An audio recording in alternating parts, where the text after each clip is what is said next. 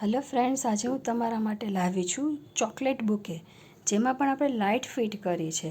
તો એના માટે આપણે ચોકલેટને મેલ્ટ કરી લેશું, મોલ્ડની અંદર ડ્રાયફ્રૂટ્સ નાખી અને મોલ્ડને ચોકલેટથી ફિલ કરી દેશું. પછી તેને ફ્રીઝમાં સેટ થવા માટે રાખી દેશું. તમે જુઓ છો, ચોકલેટ્સ રેડી થઈ ગઈ છે.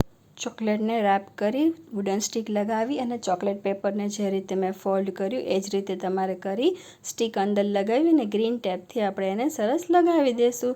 ત્યારબાદ એવી જ રીતે આપણે બધા ફ્લાવર રેડી કરી લઈશું. આ ચોકલેટ બાસ્કેટ છે, થોડા દિવસ પહેલાં અમને ગિફ્ટ આવી હતી, મેં એ જ યુઝ કરી છે.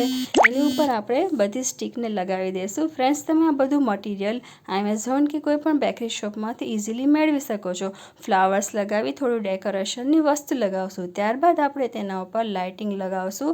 લાઇટિંગ તમારે સરસ એકદમ રીતે અરેન્જ કરવાની છે, જેથી પ્રોપર બધે દેખાઈ શકે. જો તમને મારો વિડીયો ગમે તો લાઈક કરજો.